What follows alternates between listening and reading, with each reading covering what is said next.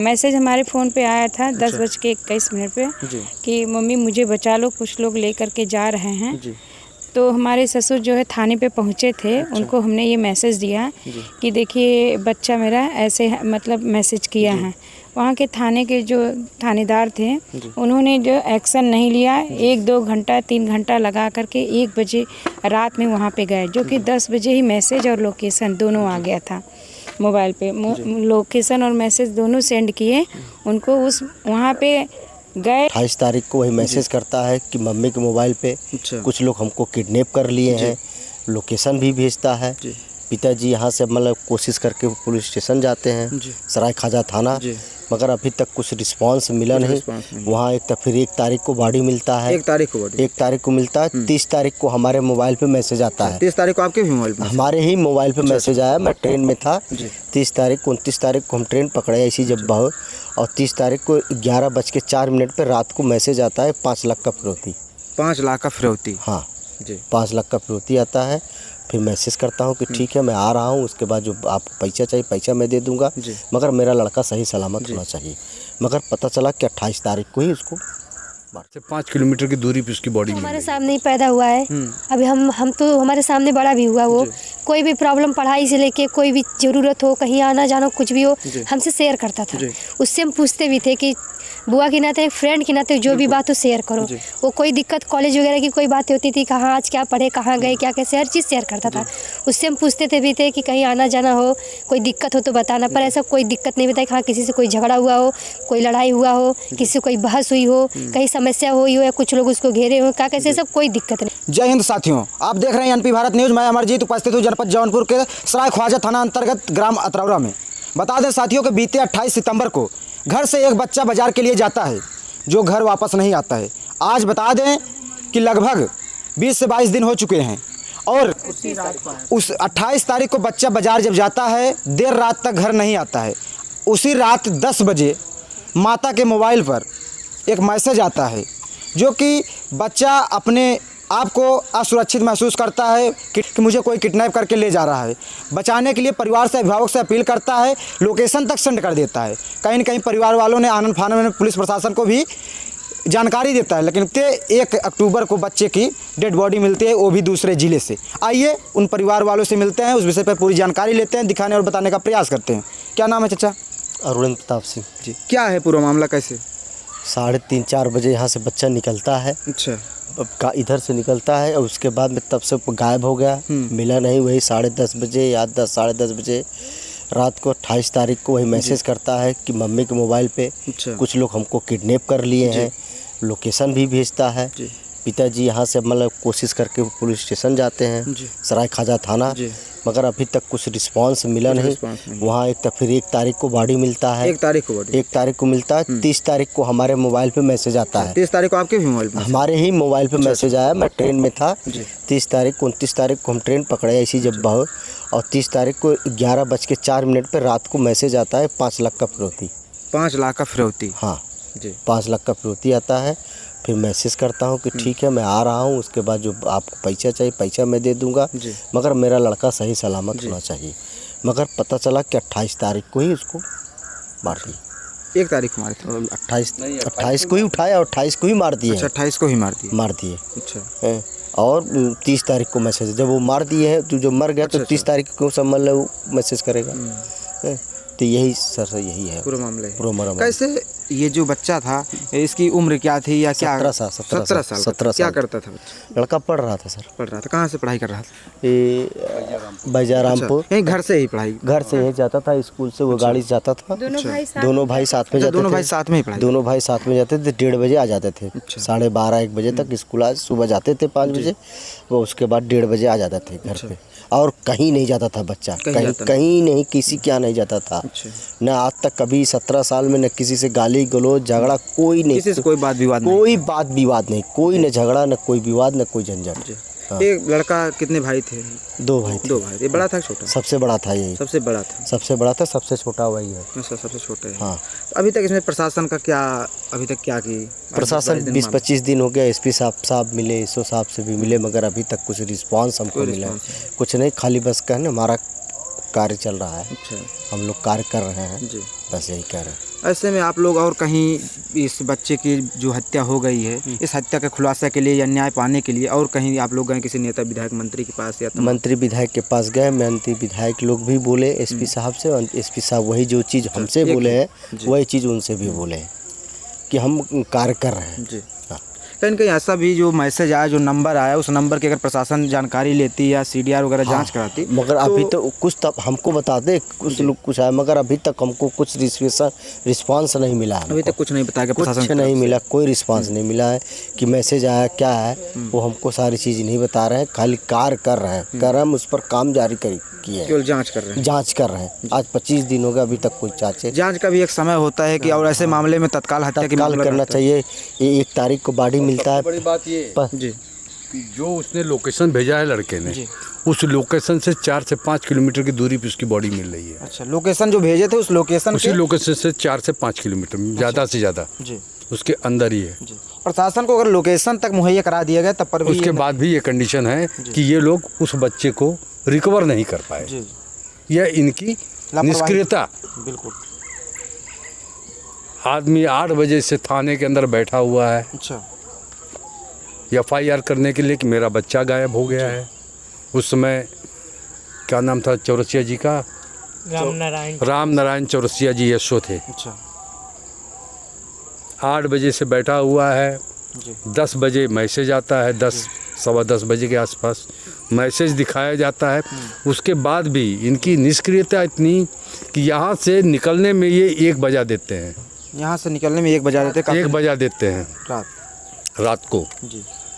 अगर ये उसी समय तुरंत तत्पर हो गए होते, तत्काल ये होता था, वहाँ पर कोतवाली को सूचित किए होते, वहाँ पे थाने को सूचित किए होते, वहाँ पे जो भी इनके और इस टीम है उनको सूचित किए होते, तो शायद मेरा बच्चा आज मेरे सामने होता। बिल्कुल।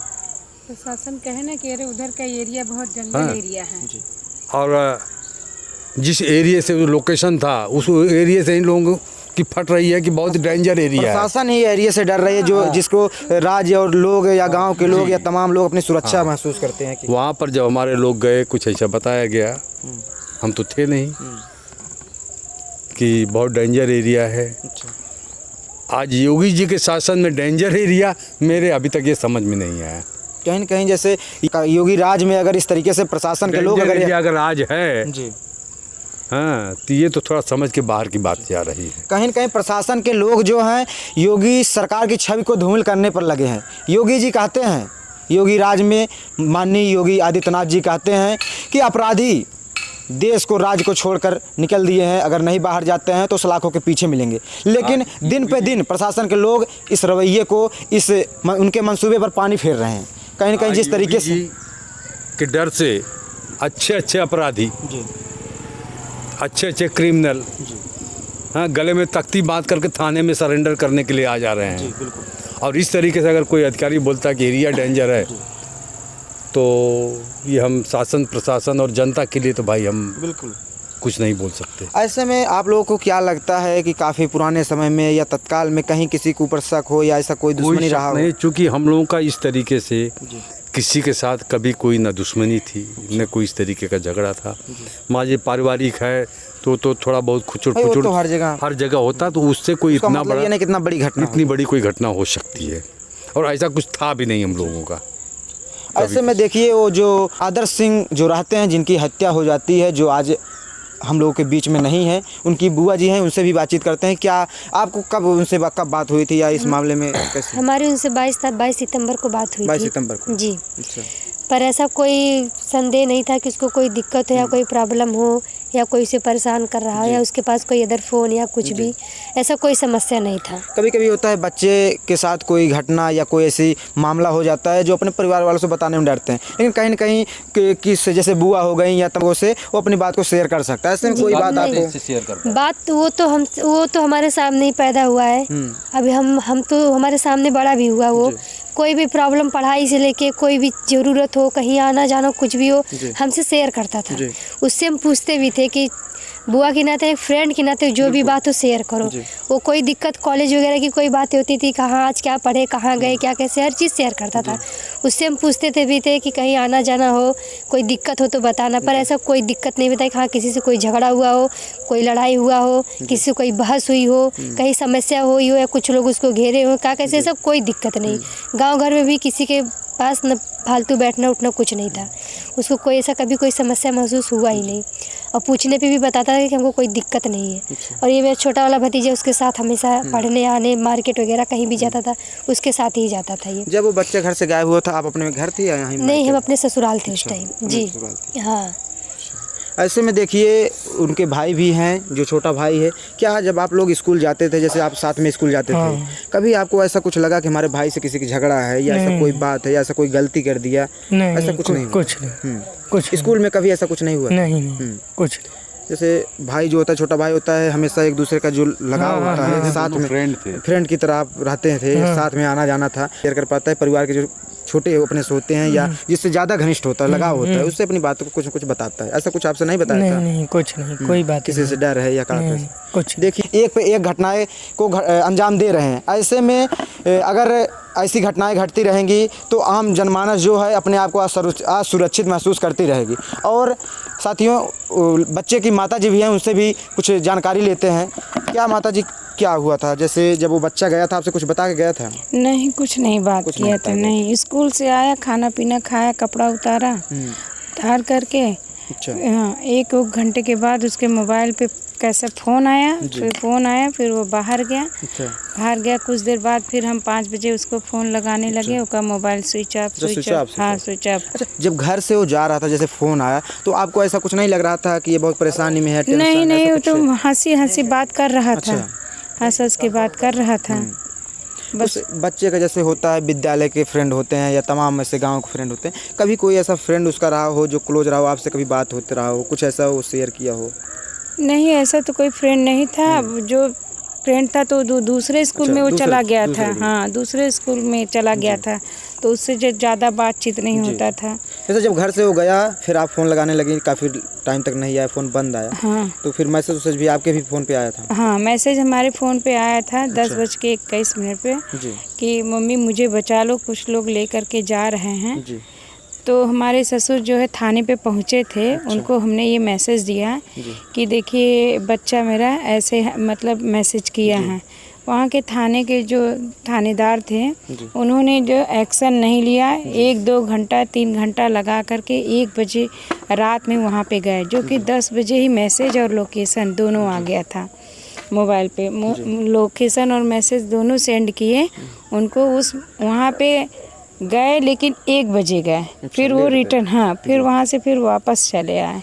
फिर 30 तारीख को फिर वो गए, लेकिन कोई मतलब सूचना नहीं मिली। 1 तारीख को उसका डेड बॉडी वहाँ के जो थानेदार थे अकबरपुर के, उन्होंने पहचान कराने के लिए यहाँ सराय ख्वाजा थाना क्षेत्र पे फ़ोन किया। तब ये लोग गए तो पहचान किए। उसमें उसका मोबाइल था, आधार कार्ड था, डेड बॉडी थी बच्चे का।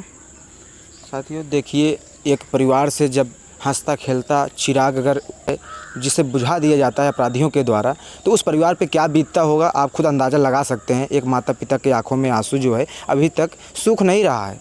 ऐसे इस परिवार को न्याय दिलाने के लिए, ऐसे अपराधियों को पकड़वाने के लिए वीडियो को ज़्यादा से ज़्यादा शेयर करिए, ताकि इस परिवार को न्याय मिल सके, ऐसे हत्यारों की खुलासा हो सके, ताकि और परिवार के चिराग को उजाड़ न सके। फिर मिलते हैं ऐसे ही किसी नेक्स्ट वीडियो में नेक्स्ट खबर के साथ। तब तक के लिए जय हिंद, जय भारत।